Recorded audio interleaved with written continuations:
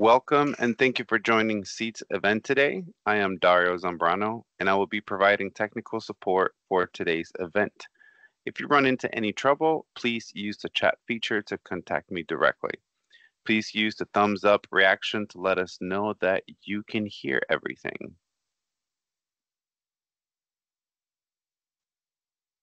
Awesome, thank you so much. Before we get started, I'd like to go over a few housekeeping notes. Today's event is being recorded.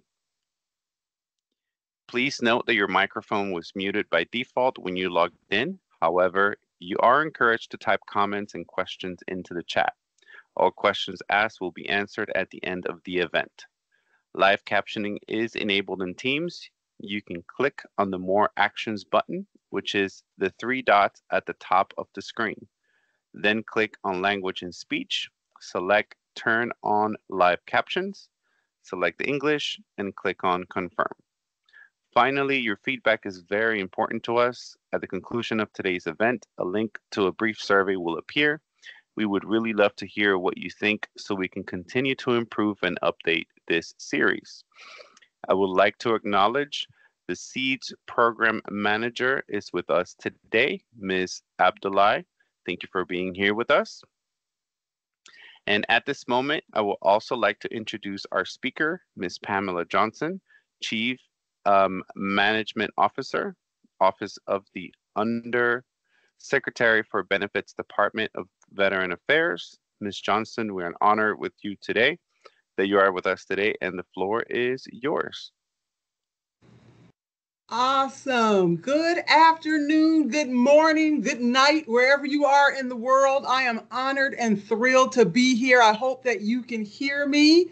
Let me know if you cannot. I know we're still working on some language interpreters for some other people, so we will get caught up there. We are all set, Ms. Johnson. We are all set. Okay, good. I want to make sure that everybody is able to get as much as they can out of this presentation. So, hey, y'all, I'm Pam. I am a VA employee. I've been a VA employee for well over 30 years. So I'm just excited to be here. I started my career as a VCE. Do they still call them that? In education service in the Atlanta regional office. So listen, if you're from Atlanta, shout me out in the chat. If you're dialing in from the Atlanta regional office, that's where I started my VA career. I'd love to hear from you or see you. Thank you so much for being here. I did a couple of tours in central office. I did about 11 years in VHA, so I've just been a VA employee for a long time. I was on the rating board, if that'll give you any idea of how long I have been around. I know they don't even call it that anymore, but I'm so thrilled to be here, I'm originally from San Jose, California, which is in the San Francisco Bay Area. Spent a lot of my summers in Richmond and Oakland. So I always like to throw that out there because I'd like to shout out the West Coast. So if the Dub C is on the line, let me know that you're here. Go Niners.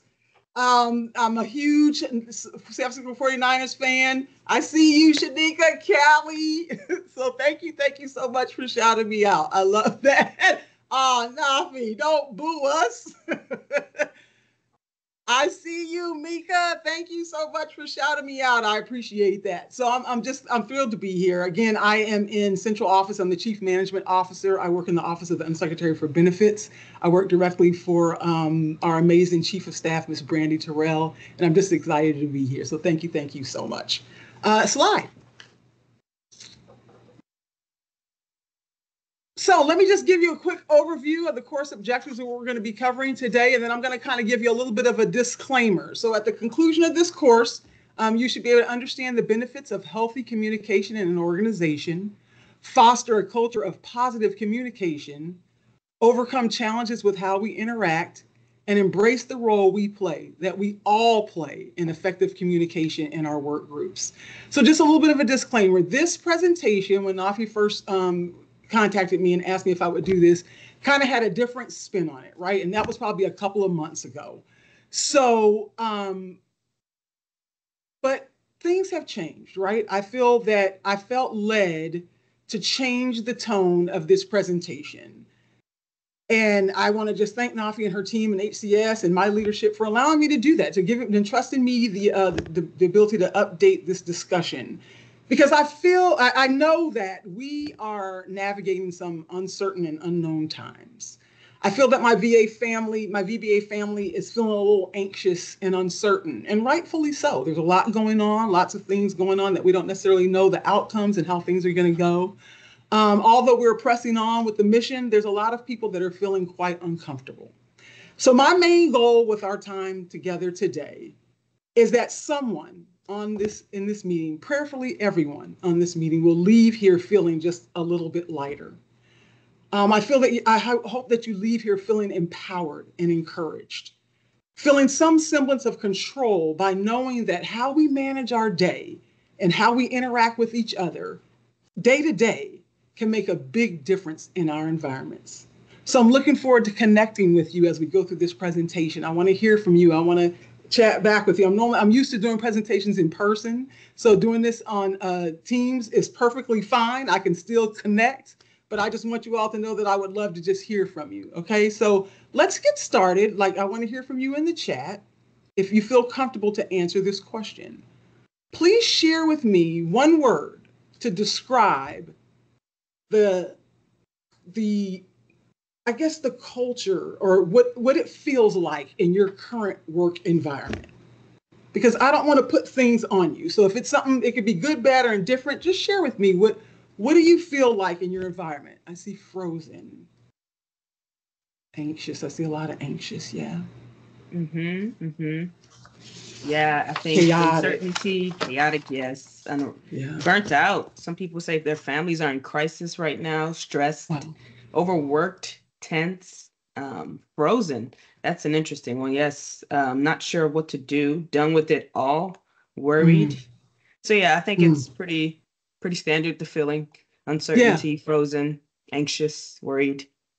Absolutely. Absolutely. I hear you all. And so let me just share my environment here in central office. I can feel stress. I can feel people being a little bit uncomfortable while we're navigating the unknown. But at the same time, I still am also able to feel our teamwork and our camaraderie. So I'm thankful for that even in the midst of feeling overworked and stressed and not knowing what's coming up next, I still feel that we have each other's back and I still feel that camaraderie. So I hope that you're feeling that as well. And if you're not, it's perfectly fine. You're absolutely, you can feel the way you feel. You're absolutely eligible to feel the way you feel. So in his famous book, Man's Search for Meaning, Viktor Frankl wrote, "Everything can be taken from a man, but one thing, the last of the human freedoms, to choose one's attitude in any given set of circumstances, to choose one's own way." It's true that there are many things in life that we cannot control. There's probably more things in our lives that we cannot control than we can actually control. But what we can control is how we respond and how we show up each day. I choose to show up with joy.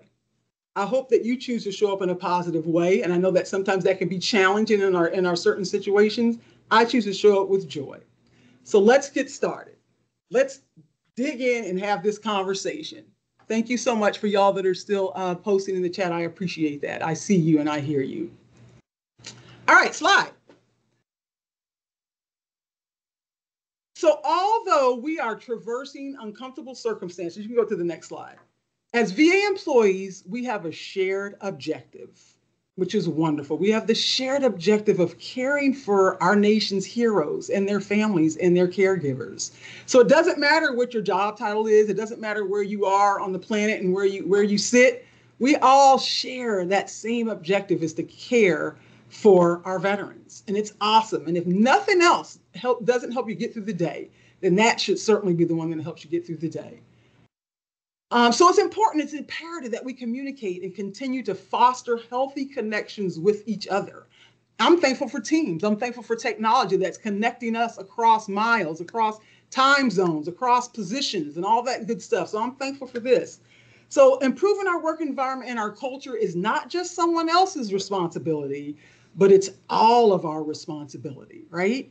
And so how do we make those connections? We use connections to enrich, to connect, to improve our experiences. So one thing that connects is if you think about the way you all answered that question, if you notice there's a thread there, there's a semblance of the similarity of the way people are looking at things. So even though it's not necessarily a positive thing, we can use that to make connections and know that we're not in this by ourselves. We're not the only ones feeling this way, and we can overcome this, believe it or not, and we're going to talk about that. So in order to make these connections, though, we've got to leave our comfort zone, right?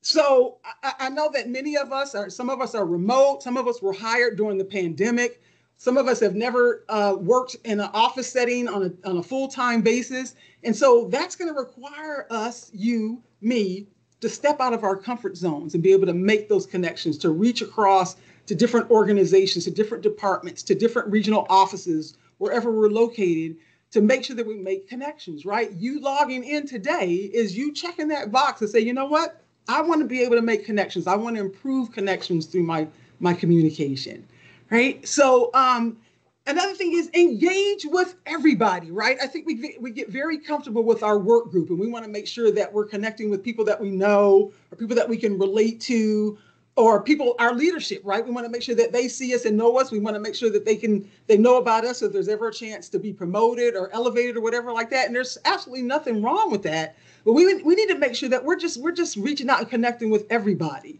I speak to everybody, and I know that's not everybody's comfort zone. I don't care if you're pulling the trash or if you're the director of a regional office or you're wiping down the mirrors in the bathroom. I talk to everybody. I just like to make connections with everybody because I think that all of us collectively make our organization run, and it makes it run better. So it's just important to do that, right? It's important to prioritize time to connect because I saw some of the things that were in the chat. People are overwhelmed. People are busy. People are taking on new responsibilities, additional responsibilities, and I totally understand that. But let's try not to always wear the too busy badge, right? Like everybody is busy. We get it. We all have a lot of stuff to do. And so it's just important that we not get so caught up in, oh, I'm just too busy. I don't have time for that. I don't have time for this. Because look, you guys, I know that there's a whole lot of things you could be doing in this hour right now, but you decided to prioritize this discussion. And I hope you know, to me, that means you decided to prioritize yourself and getting something for yourself to keep you going, to feed into you. And so we have to make sure that we're doing that and making time for relationships. Because I know when I come to the office, I normally put my head down and I'm just working all day, and I'll look up and hours have gone by and I haven't talked to anybody, and I've got to do better about doing that. A couple of months ago, there was about 3 or 4 of my coworkers came and ambushed me in my office, and they were like, we're walking over here to the university food hall and we're going to go get lunch and you're coming with us. I mean, I couldn't make a decision because they knew that if they asked me, I would be like, oh no, I got too much to do. I got to get these taskers out. I got to do this. I got to read this. I got to edit this. And they're like, no, you're coming with us right now. We're getting out of the building. We're going out to lunch together. And I'm so thankful for that because I really did have a good time. And guess what? Nothing happened, nothing imploded, nothing failed because I was away from my desk for a little time for lunch. So it's so important to make that time to connect. And it's also important because, as it says here, iron sharpens iron, right? We have to depend on one another. Again, like I said, we're all taking on different responsibilities, new responsibilities. It's so important to tap into what skills and experiences and abilities that your coworkers and your colleagues have, because there's no need to reinvent the wheel. Somebody has already figured out how to do something better, how to do something well. And so if we make those connections and communicate, we can tap into what people are doing, right? All right, slide. So what are the benefits of effective communication? Effective communication bridges gaps and fosters a collaborative environment. It helps us to get to know people, right? You would be surprised. I was able to speak to Nafi's group. I don't know when that was. Was it October? Maybe Nafi. I came in and spoke to the group, and we kind of did this exercise where people answered these 4 easy questions, and I had each of them read the responses to their questions, and it was so interesting to see the connections that people had based on reading those questions. It was so many people who had the same idea of what their dream vacation would be. And We learned about different people's hobbies and things like that. And so you'd really be surprised at how much we have in common. It's so easy to kind of take a step back and say, I probably don't have anything in common with that person because they don't look like me. They don't sound like me. They didn't have the same background as me. But you would be so surprised to find out that there are people who you really can make true connections with, regardless of your differences, right? And effective communication helps us to build trust and confidence, which is absolutely what we need in our work environment. Again, like I said, if you guys were reading the chat and look at, people are traversing some challenging times. We need each other, y'all. We're not going to be able to get through these challenging times and understand next steps and relieve each other of the stress and things that we're going through if we don't know how to build trust and confidence in one another. The effective communication also enhances employee engagement. And we're going to go into a little bit more detail about employee engagement later on in the presentation. But it's so important that we are engaged. I don't just want you just showing up and punching a clock, so to speak, because that doesn't get us anywhere. That doesn't put us on the road of continuous process improvement. That doesn't benefit our veterans and their family members and their caregivers. We've got to stay engaged. And I know it's challenging. I think somebody posted that they're over it. And I understand. I respect that. But as long as we're here, as long as we're still coming in and we're VA employees, we've got to find ways to be engaged. We've got to find ways to pull our coworkers and our colleagues who we see disengaging back into being engaged. Effective communication supports a healthy workplace culture. Nobody wants to work in a toxic, overly competitive, stressful environment.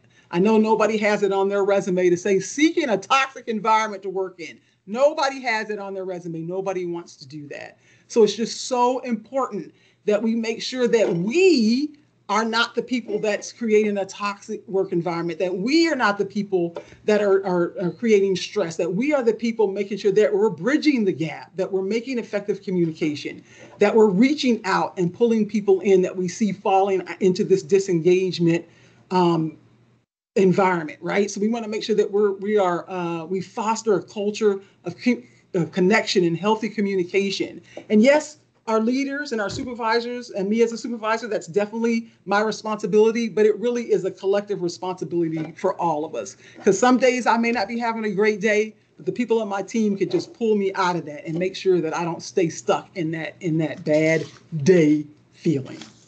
Slide, please.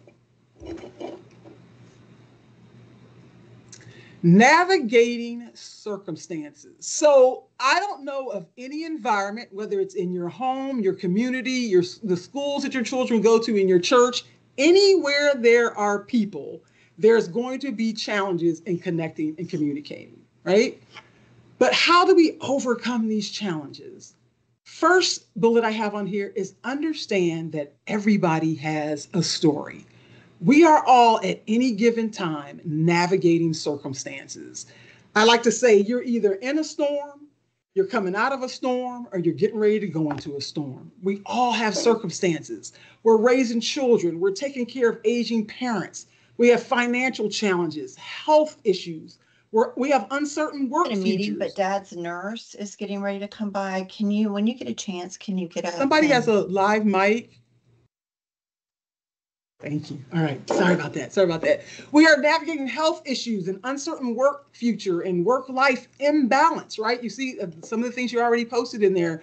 People are dealing with challenges at work, and they also have to navigate challenges at home, right? So it's just important that we understand that people have a story. Yesterday morning, I ride the metro into DC, and there was a young man that was getting on the train that I was getting off of.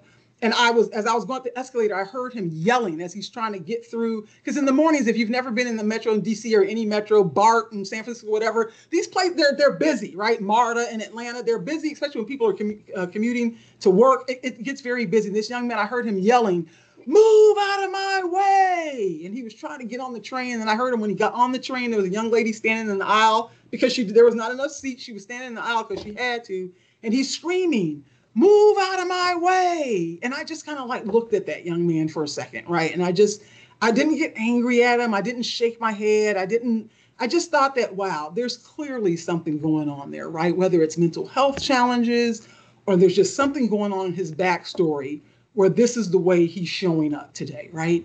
Now, I don't excuse that behavior. It doesn't mean that because you have circumstances or because you got something going on in your life, there's no excuse for being rude and for being inappropriate. But I think it's important that we understand that everybody is going through something. And when you think about that, when you look at people through that lens, when you look at people with challenges through that lens, it's important to just know that you have to offer people grace, right? We have to offer people grace and kindness. And at the same time, don't forget to show your own self some grace and kindness. Be flexible with your communication style. Everybody doesn't communicate the same way, right? Like, as you guys can tell, I'm kind of an out front, loud, up in your face, come give me a hug, I love you type person. And that works for some people, but it doesn't work for everybody, right? And so I have to understand that. I have to be able to adjust my communication style with the different people on my team, with my leadership, and just understanding what's the best way to connect with people based on the way that they want to communicate, and not drawing them in to say, hey, you got to communicate the way I want to communicate, right? Now, I'm still me. I'm still going to be who I am, but I know like when to kind of dial it up and when to kind of dial it down a little bit, right? I have 3 sons. They're all different. They all communicate very different. I remember when my second son was born, I was like, oh, this is going to be a piece of cake. I already have one boy. Here comes another one. Completely different human being than my first son, right? My first son is very, very talkative. He can carry a conversation. You can sit down and talk to him. He can have he can pretty much, you can just sit there and just nod and say, and he will just carry the whole conversation. Now, my second son, he is not the type of person that's going to sit across the table from you and look you in your eye and have a conversation. If I wanted to converse with him, we needed to be building Legos while we're talking, shooting baskets while we're talking. He's not going to be able to just sit there and have that sort of conversation. And my baby boy is kind of like a combination of both of them. So we have to understand people's communication styles, right? Especially when we're dealing with like our leaders. Our leaders are very, very busy people, right? Some of them may want to know the sausage making of what's going on and your taskers, but a lot of them really just need to know the bottom line up front. What's going on and what do you need from me? And I just think that if we understand that, if we know the audience with whom we're talking and communicating with, it's much easier for us to make those connections, right? So seek first to understand. And this comes from Stephen Covey. I'm sure you all have heard of him and seen his book. But I think that it's important that we understand that we all want to be understood and seen, right? We all seek that. And so it's important that we make sure that we kind of take a step back and make sure that we're understanding other people first, right? And I know that can be hard because, again, like I said, we all want to be understood. We all want to be heard. We all want to be heard, and we all want to be seen. But make sure you take some time to just take a step back and understand where other people are coming from. Because if we all did that, right, it'd just be an environment where we're all looking out for one another. The slides have disappeared. I want to make sure that we get those back up if people are following along. Sorry, Teams is just having some issues. No worries. Bear with us. But you did have a comment, Pam, in the chat that I wanted to highlight from Ms. Sheila. And she said, in times like these, we need to remember that laughter is good for the soul than stress. This is so needed since mental health is on a high now. So let's pray for one another and have some laughter during the day to break up that stressful tension that someone might be going through, which I think is just a great way and well said. Yes, given this that environment. is golden. Absolutely. Thank you for that, Ms. Sheila. Absolutely. We've got to, and I think that in order to be able to do that, you have to continuously be connecting with people, right? So that you can sense when something is not quite right, when something is not going quite the way that you're normally used to that person interacting with you. So that's why it's important that we check in, and we can do this virtually, right? So for the people who are remote, or for the people who have not come into the office yet, make sure that you're checking in and seeing what's going on with people, right? And make sure that you let them know that you care. We're all going through seasons. We can all go through a season where we're thriving, right? And we're doing very, very well. And there's sometimes we go through seasons when we're just merely surviving, right? And that's okay. Feel what you're feeling and then reset and move forward and allow that space for others. Again, it goes back to just grace, right? So I'm sorry, I'm started talking now. I've lost myself on the slides. I want to make sure I get us back on track. All right. Sorry. Give us a second. I'm sorry, Miss. You want me to wait? Yeah, if you can for a second. Yeah, absolutely. And feel free in the chat if you want to just engage with Ms. Johnson, go right ahead as we work on this technical issue we're having behind the scenes. Again, we apologize for this. Yeah, no problem. Let's see. What did Shanika? Shanika says, I have 5 kids with 5 different personalities. All I know. Isn't that funny? Exactly. Yeah. Wow, Shanika, bless your heart for your 5 babies. Yes, they're all very different. I get it. Thanks, John. We appreciate. See, John is showing us grace. He's showing the team grace. He's showing teams grace. See, we had the opportunity. I should pretend like we built this in here so I can see how you all were going to react, but I can't take credit for this glitch. Let's see, what else is going on here? Grace and kindness. Yes, absolutely. Having a sense of emotional intelligence. That's right, Nafi. Absolutely. Got to kind of take a step back and understand where people are. Yes, and kind of when you were talking about your communication preferences, Ms. Johnson, it had me thinking about DISC, which, is one of the courses I deliver to a lot of different offices about your communication preferences and your styles. Yeah. So it just made me think about that, like with effective communication, like you said, we're both high eyes. And if we're coming into an environment that is not as enthusiastic as we may be, we may need to scale it back a little bit to adjust to the communication preference in the office. So like, I know I'm getting ready to go back in the office and I'm like super excited, but I know that some people are still adjusting to the return to work orders. So some people may not be as excited as I may be. So I got to remember that I'm going into an environment where I have to kind of get a feel for it, and kind of build that rapport and meet people. And also, like you said, talking to people, I'm going into an office where none of my peers work. So I am going to have to try to build that communication and meet new people. And hope that they're receptive to me being in their space, right? Because I'm like a transplant going into somebody's office from being remote into going into an office. So I just hope, Houston office, hopefully you all are going to be nice to me when I come May 5th. Where are you, Houston? Where's the Houston RO? Shout her out. Houston RO be out there. Shout out to Houston, so I'll be there. Awesome. We got the slides back. Yay. Awesome. All right. Thank you. All Sorry about that. No worries. Thank you all so much for being patient. We are back on track here. All right. They disappeared. Okay. All right. So let's move on to the next bullet. Communicate early and often, right? I have heard it said, bad news does not get better with time, right? So even if it's not bad news, just make sure you're upfront and get out there and communicate whatever it is as much as you can, as often as you can. I know there's just been some challenges lately with, like with everything that's going on with deferred resignation and people retiring and things like that. I think people are kind of feeling like, that communication is not where it should be. But I think it's also important to remember that, people are trying to figure this out as we go, right? So it goes back to giving grace. But if you have some questions, it's kind of going to be what my next bullet is about.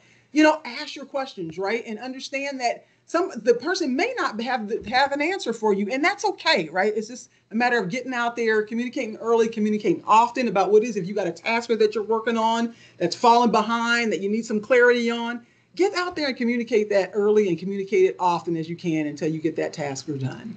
So we have a video clip to share, and I just want to just kind of like set it up for you a little bit here. So this is from one of my favorite movies of all times. This is from the movie called The Devil Wears Prada. It's a movie from 2006. It's kind of somewhat of an older movie right at this point in time. And this scene that I'm gonna, it is classic, absolutely. So if somebody on here has never seen The Devil Wears Prada, that is on your to-do list for this weekend. You gotta watch it. Anyway, so this scene that I'm getting ready to show you is Andy Sachs, who is played by Anne Hathaway. She is the assistant to a powerful, no-nonsense fashion magazine editor named Miranda Priestley, who is played by Meryl Streep, right? And this scene is Andy's first day on the job. And Miranda calls her into her office and is given a long to-do list of all these things that she has to do. And she's struggling to understand and what is expected of her. So I want you guys to take a look at this clip, and I want you to frame it in the idea of what I just talked about seeking clarity and asking questions. So let's play that clip.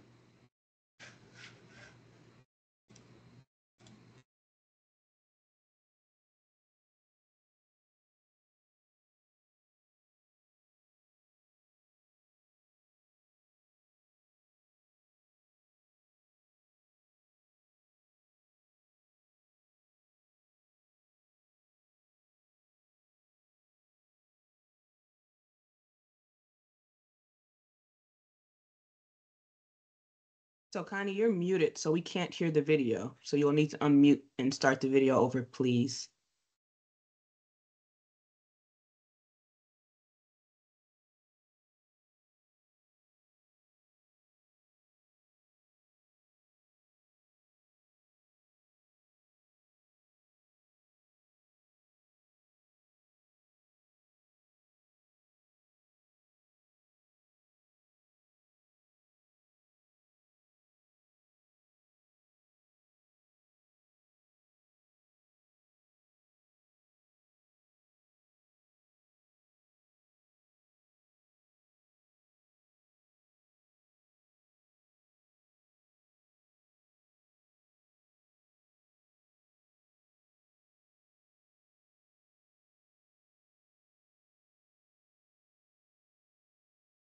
Still no sound.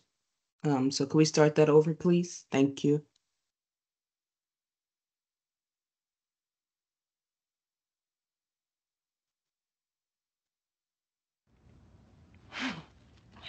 I need 10 or 15 skirts from Calvin Klein. Okay, what kind of skirts do you? Please bore someone else with your questions. And make sure we have Pier 59 at 8 a.m. tomorrow. And remind Jocelyn I need to see a few of those satchels that Mark is doing in the Pony. And then tell Simone I'll take Jackie if Maggie isn't available. Did Demarchelier confirm? Demarchelier? Demarchelier? Did he get him on the phone? Okay. And Emily?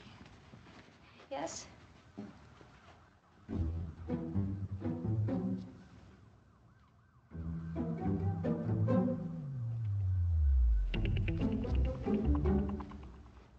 That's all. It's just the cavalier disregard for clear.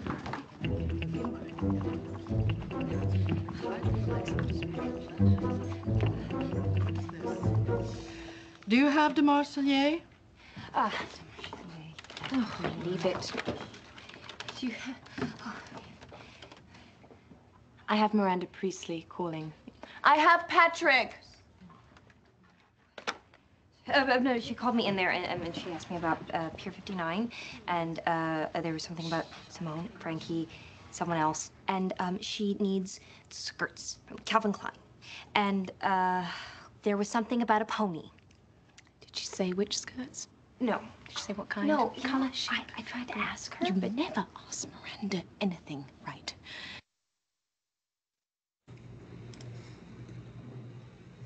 So this is iconic. This is classic, right? You know, so if you notice that last line, I know it was a little bit choppy, but for those of you who have never seen the movie, when she says, you never ask Miranda anything, right? So it's like she's trying to see, this is her first day on the job. If you guys notice this list, this laundry list of things that Miranda Priestley was running down to her and she wasn't explaining anything. And sometimes that's going to happen, right? You think about this woman, she's a busy editor of a fashion magazine. She doesn't have time to handhold. Like you need to catch up and get on board and figure this thing out. And sometimes I think we probably have felt like that in our jobs, right? We just kind of feel like we have to jump in and figure things out. And sometimes that's the way it is. Like, and we have to ask questions, and maybe the person to go to ask the questions is not necessarily the regional office director, but you should have somebody in your work group that you can go to and get some clarity. And that's what she's trying to get here. So I would like to hear from our leaders, any leaders or supervisors on the line. How do you invite questions in your work group?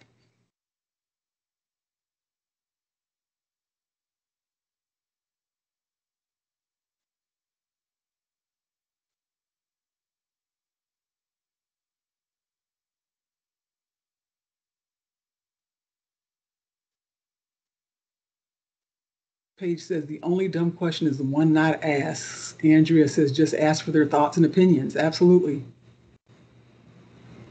Absolutely. You just make the environment comfortable for people to say, listen, I don't really understand that. Can I get a little bit more information on that?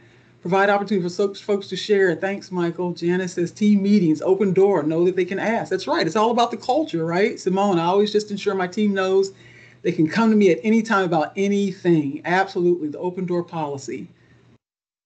Shanika, I used to tell me your answer is always no unless you ask. Yep, that's right. That's right. Provide opportunity for questions. In Cleveland, we practice a servant model of leadership. Absolutely perfect. I love it. Thank you all so much. You can continue to keep posting there. We're going to keep moving because we want to make sure we get through all this. So if we can go back to the slide before the video so I can get that last bullet. Leaders are people too, right?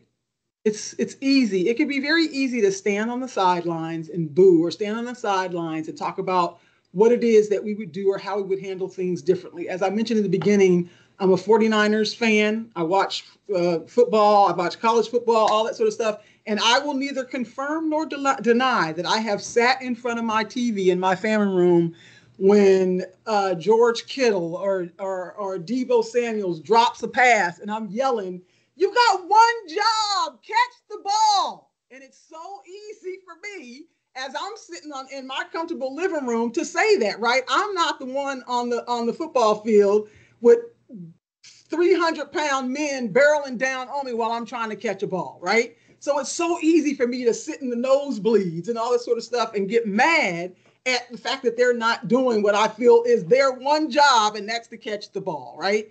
And so I think it's so easy for us, no matter where you are in the organization, and kind of to stand back and look at the decisions that are being made or look at the things that we don't necessarily understand and point fingers and blame and stuff like that. But we need to remember that our leaders are people too, right? Like if we go back up through our bullets, they have a story. They need grace, right? They have a different communication style. We have to make sure that we are supporting them in everything that we do. It's easy to criticize from the sidelines, right? With every decision that's made. But let's take a step back again and think about all that they have to traverse and juggle, right? Think about the various tables that our leaders have to sit at and the conversations they have to be in and the decisions that they have to make. All while they're also juggling their various circumstances. They may have health issues. They have children they're taking care of. They have parents they're taking care of. They've got financial challenges, whatever it may be. Let's also just remember that they are people too. And I see that, I like that leaders also have a leader, right? We all report to somebody. So let's just make sure that we're, again, showing some grace. All right, let's go to the slide after the video. So as you guys were coming in, depending on when you came into you can go to the next slide, depending on when you came into the meeting, there was a song that I asked for them to play, and it's called Speak Life by Toby Mac. And Toby Mac got the idea for that song from Brennan Manning. And Brennan Manning says, in every encounter, we either give life or we drain it. There is no neutral exchange.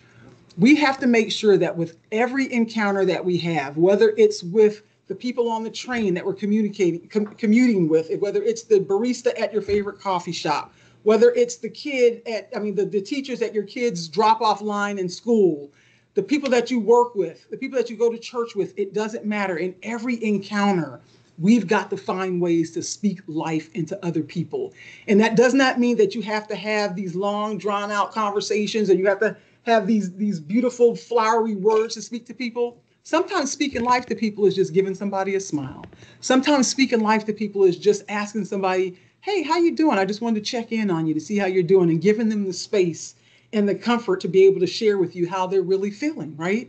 So we have to use our words to inspire. Our words have power. So we have to make sure that with every encounter, we're pouring into people and inspiring people in some sort of way. Again, that goes back to giving people grace, giving people hope. Take the high road, right? If you don't feed it, it won't grow.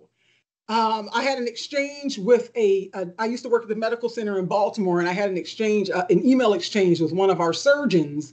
And it was funny because I sent her an email and she fired back on me. And, I'm sure you guys know about this, and CC'd about 425 people on the email that she sent back to me.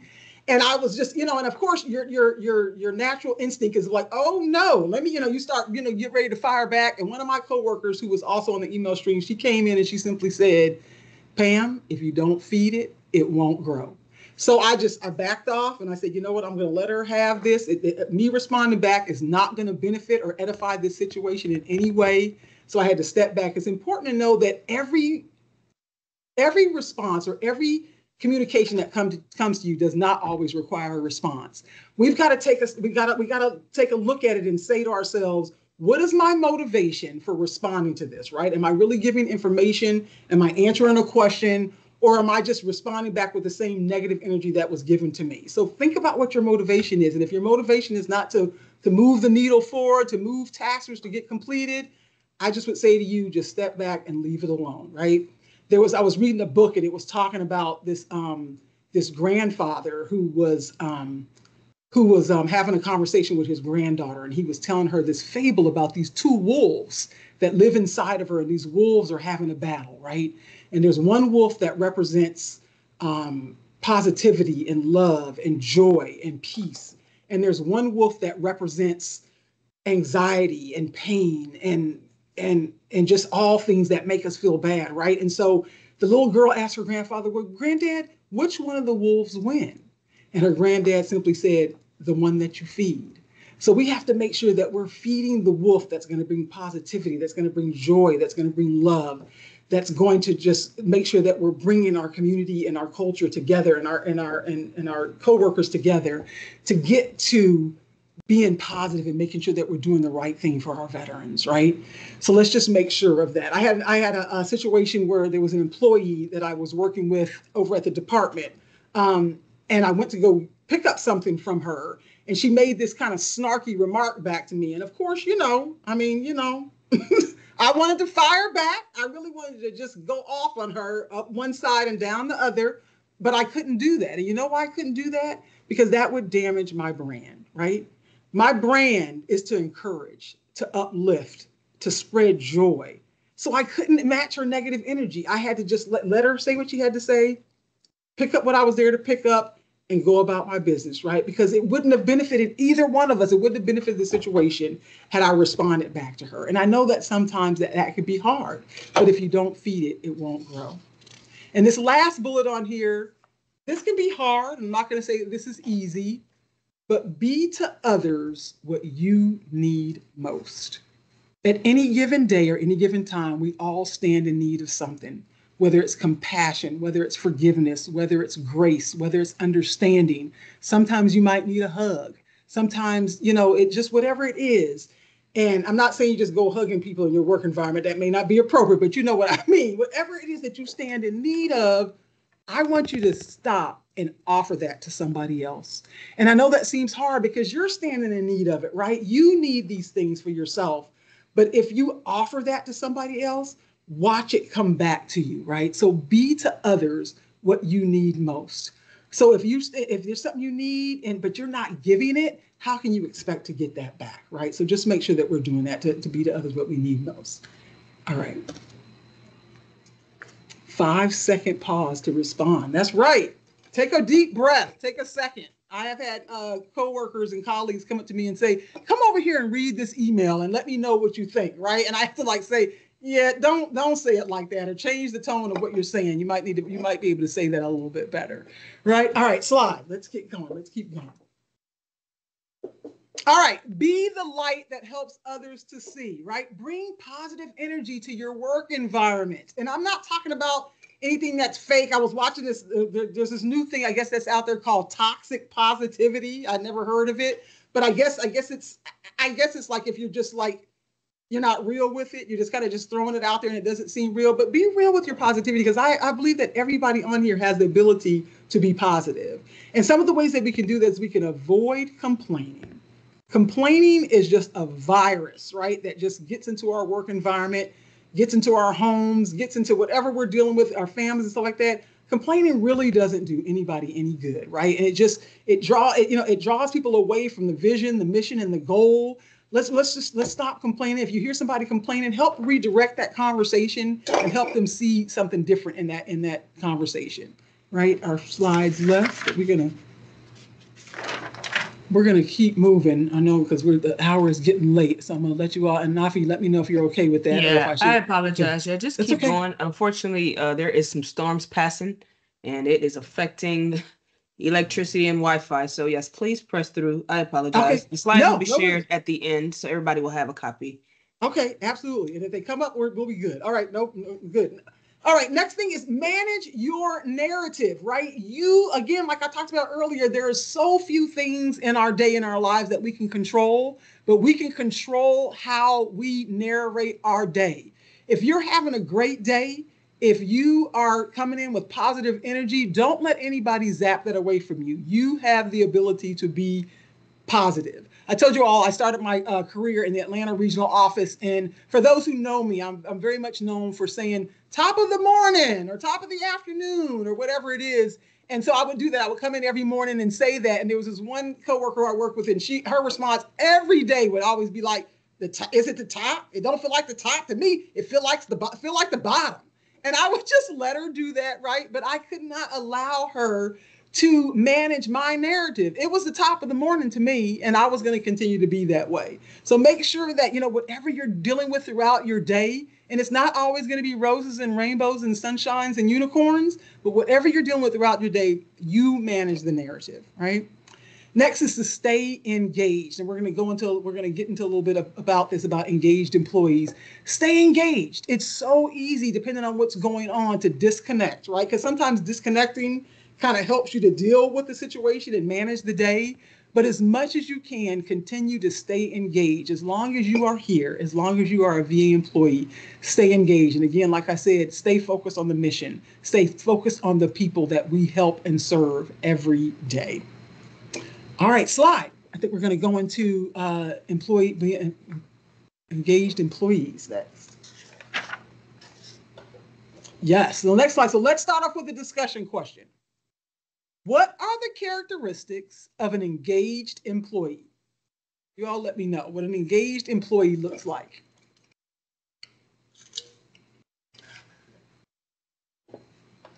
Active listening, eye contact, participative, motivated, being approachable. I like that, Craig. Responsive, ask questions. Yep. Responsive. Thanks, Nancy. Goal-oriented from Paige. Anticipate customers' needs. Yes, absolutely. Transparent, eager to help. These are all amazing. Absolutely. Absolutely. These are fabulous. Very, very good. All right, let's go to the next slide.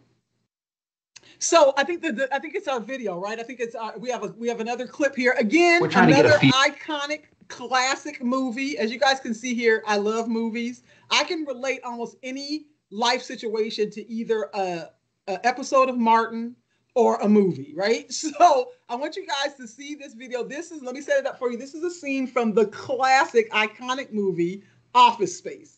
It's a satirical comedy about office work life at a software company, right? With a focus on individuals who are just basically unhappy with their jobs.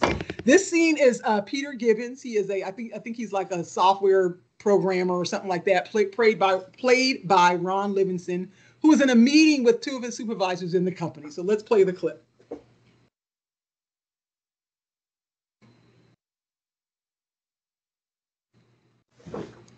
For how people spend their day.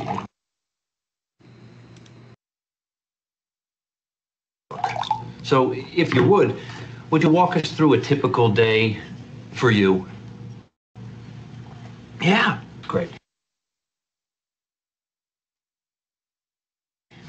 Well, I generally come in at least 15 minutes late. I use the side door. That way Lumberg can't see me. And after that, I just sort of space out for about an hour. Space out? Yeah, I just stare at my desk. But it looks like I'm working. I do that for probably another hour after lunch, too. I'd say in a given week, I probably only do about 15 minutes of real, actual work. Peter, would you be a good sport and indulge us and just tell us a little more? Oh, yeah. Let me tell you something about TPS reports. TPS stands. The thing is, Bob, it's not that I'm lazy. It's that I just don't care. Don't care? It's a problem of motivation, all right? And here's something else, Bob. I have 8 different bosses right now. I beg your pardon? 8 bosses. 8? 8, Bob. So that means that when I make a mistake, I have 8 different people coming by to tell me about it. That's my only real motivation, is not to be hassled. That and the fear of losing my job. But you know, Bob, that'll only make someone work just hard enough not to get fired.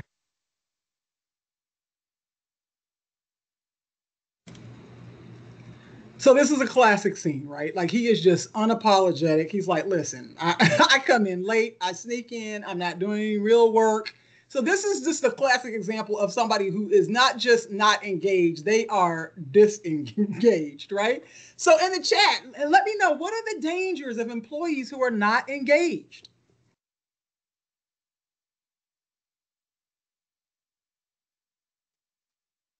The TPS reports don't get done, right? Mission failure, drop in quality, loss of productivity, pulling others back, right? Again, right, Tammy, it's like it kind of it goes along with the whole idea that they can become a virus in your environment, right? And it just starts to spread. Mika, they create additional work for other people, right? Negative environment reduces morale, team animosity. Yes, thank you for all of that. Yes, yep. Very good. All right, so next slide. So the importance of, sorry, let me move these check because I can't move. The importance of employee engagement, right? Employees who are engaged are innovative and they're productive, like many of you already said. These are employees who are receptive to and provide feedback. As a supervisor, there is nothing more wonderful than an employee who welcomes feedback, right? They really want to know how they can do better. They really want to know how they can make improvements, and they're just open to that. And they're also, at the same time, open to giving feedback, right? Because we all can improve. We all have things that we can do better. So it's just important that these employees are open to that and are open to giving it. Effective collaboration, this kind of goes along with our discussion today, is in order to be able to communicate, you need engaged employees who are bringing positive, important, continuous process improvement ideas to the table, right? Problems, they don't just bring problems, right? This is one of the things I often tell people is like, if you have a problem, by all means, bring it to me. Let's discuss it. But don't just bring a problem, also bring some ideas for solutions, right? So don't just come with the problem, come with solutions as well. An engaged employee remembers, and like I've already said before, the mission is at the center of what we do. We rise above circumstances. I did a presentation down in Austin when the HCS group was down there. And one of the things that I talked about was our purpose is bigger than our circumstances. So you have to remember what your purpose is. Why are you here? Why do you show up every day? Unlike our character in the Office Space, it shouldn't just be for fear of losing your job. It shouldn't just be for a paycheck. I mean, we get that. We all, money makes the world go round. We need that. We got mortgages and rent to pay. People got 5 kids they got to feed and all that sort of stuff. So I understand that that's important.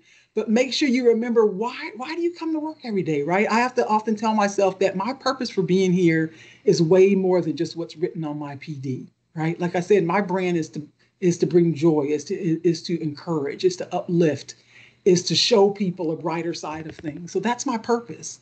And so it doesn't matter what my circumstances are. I have to make sure that I remember that my purpose is bigger than my circumstances. All right, slide. All right, so here we are. Now we are almost at the end of this presentation. Here's your charge. I want to know, what are you going to do? And there's a slide after this. We'll discuss a little bit more, but tell me, based on what you've heard today, based on maybe what you're already doing in your environment, what are you going to do? One thing that you're going to do in your work group to cultivate a healthy environment. One thing. How are you going to be the change? You'll be kind, Jillian. Yes, thank you. You're already kind. Craig is going to greet people every day with a smile. Check in more. Lead with positivity. Yes. Stay engaged and open. Positive attitude. To lift others' spirits. That's right. Encourage through words and actions. Take an actual break in lunch. That's right, Tracy. Absolutely. That's right. I think a lot of us need to put a thumbs up on that, because I would venture to say many of us do not do that. So again, take some time. Take some time to pour into yourself, right? Seek clarity. That's right. You got to seek clarity. You just can't, people will, if you don't ask questions, people are going to assume that you know what the next step is, and people are going to assume that you know what to do. And it's okay to ask questions. It's okay to get some clarity on things. Be positive despite any negativity that may be felt. That's right, Teresa. You manage the narrative, right? You manage your own narrative. Encourage participation in group chats. That's right. Absolutely. Continue to connect. Listen to others' inputs and suggestions. Control what I can. Don't worry about the things that I cannot. That's right, Mika. You will spend unnecessary energy and time worried about things that you just can't control. So let's worry about the things that we can control. Reciprocate the meaning, give grace to others. That's right. Very, very good. All right, let's move to the next slide. All right, so this is my charge to you moving forward. I need you to find ways to reduce your fear and anxiety. Fear and anxiety can cause us to make uninformed decisions and choices that we may later regret. Fear and anxiety can make us respond to other people and our circumstances in a way that really is not who we are, but we're just responding out of fear and anxiety. Listen, y'all, take care of yourselves and take care of others, whatever that may look like for you. Sometimes we have to reduce the noise that goes on around, right? Like, so be careful with how much news and social media that you're checking in. For all my people in here who the first thing you do in the morning is check your phone, I need you to stop doing that. I know you're adults and you can do whatever you want to do, but I just think that just sometimes can set yourself up for just trying to pull yourself out of negativity and pull yourself out of the noise that exists on our phones and things like that. That's right, Nafi, try meditating first, right? So put that phone down and deal with that later. So find ways to make sure that you're doing what helps you to reduce the noise, reduce the things in your environment that elevate your fear and anxiety. I need you to be a source of positive energy in your area. Because you are logged on here today, you are now being held accountable, right? You have now been informed that it's your responsibility to change your environment. So wherever you are, and again, like I said, I don't care if you're in a virtual environment, I don't care if you're in an in-person environment, wherever you are, you have the ability and to be able to bring positive energy to your work group, to your area, to your leaders, to your subordinates, to your coworkers. Eliminate unhealthy communication and unnecessary competition. Y'all, we are in this together. We are VA employees taking care of our veterans and their families and their caregivers and taking care of one another. Again, it goes back to stop the complaining. Stop worrying about what somebody else is getting, or are they getting something more than you, or why did they go to that meeting and I didn't go to that meeting? You've got to be able to manage your day and manage your narrative. And again, it goes back to focus on the things that you can control. Reframe whatever circumstances you're going through the lens of gratitude. So I don't care what you're going through, and this is not pie in the sky type thinking. I really truly believe this. It does not matter what you're going through. There is always some way to look at that situation and find something to be grateful in it. Right? Find something to be grateful for in it.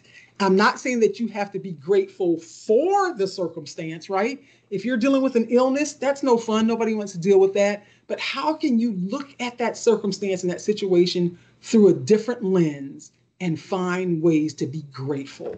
Gratitude is a tool that will help you be positive and help you to move forward and help you to bring other people into your positive energy. It always works. And I think is that my last slide? I can't remember.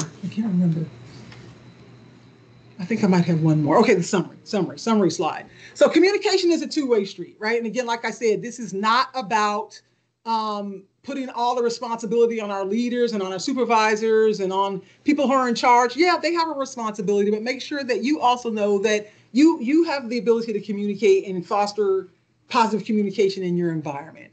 Set a positive communication tone in your work group. Again, if you feel somebody spiraling, that disengaged employee, that employee who you know just really doesn't want to be there, find ways to pull them back in without calling them out, like right in front of the group or whatever, but just find ways to redirect those negative conversations and pull people back in. Effective feedback builds trust and growth. So be open to it. Be open to feedback. Be open to learning new ways and better ways to do things, because it's just going to only make you better. It's going to grow you. It's going to stretch you and make you a more positive influence and team member. Stay engaged. I've already said it a lot of times, but stay engaged. Do whatever you need to do to take care of yourself so that you can stay engaged. And remember, again, we have a shared objective. Keep our mission in mind. We have one of the best missions in federal government. And so let's not ever forget to make sure that we keep that at the center of everything that we're going to do. And I'm going to just leave you with this. It's going to be okay. Whatever you're feeling right now, never forget it's going to be okay. Now, my version of okay may look different from your version of okay. And whatever happens may not look like how we think okay looks like. But the bottom line is, y'all, it's going to be okay. Thank you so much for joining me today. It has been my honor and my pleasure. Thank you for interacting with me in the chat. Have a wonderful and fabulous and blessed day. Make every day amazing. Can y'all give Miss Pam one more round of applause, please? Thank you so much, Ms. Johnson, for being here today. This was definitely a topic fit for you, and which is why I thought about you immediately when I thought about effective communication. I appreciate you pivoting to what is going on with today. So again, thank you so much. If you all want to hear from her one more time, she will be leading the intercession next Tuesday from 1 to 2 p.m. So once you get credit today, you should be able to register. Can we go to the next slide, please? So again, just for giving you, next slide. Just to give you a reminder that we do have intercessions. We'll have 3 for this month for April on this topic. And again, Ms. Pam will lead next week's session. So if you want to register for that, again, once you receive credit, I will send out an email to everyone in terms of how to register. And I'm going to drop in the chat as well. Like Ms. Pam said, she deviated and pivoted to what's going on with today's world that we're in. So the next topic is going to be on building your navigation compass. And I have a psychologist coming from the VHA who's going to partner with us and have conversations about navigating change and having your own compass. So this will be a great session in May for your groups to come out to who are a bit stressed out about what's going on as far as returning to the office. So definitely have your individual sign up for that course because it's going to be really, really good. So thank you all for attending. I'm going to pass it back to Dario to go ahead and close us out and provide you all with the evaluation link. Please, again, I love to hear what you want to see in these seed series. So please annotate that in that question 8 that asks any comments. Don't just put NA, tell me what you want to hear. I'm interested to know so I can keep creating content that appeases you all. So thank you all for being here. Dario, I'm passing it back over to you. Thank you. Thank you so much for today. Thank you, Ms. Johnson, for the excellent presentation. And thank you all for attending. We would love to hear from you, so please take a moment to fill out the survey that you see on the screen. I will also go ahead and drop that on the chat. We can continue to improve and update this series with your answers. That concludes our session for today, and have a great rest of your day, everyone.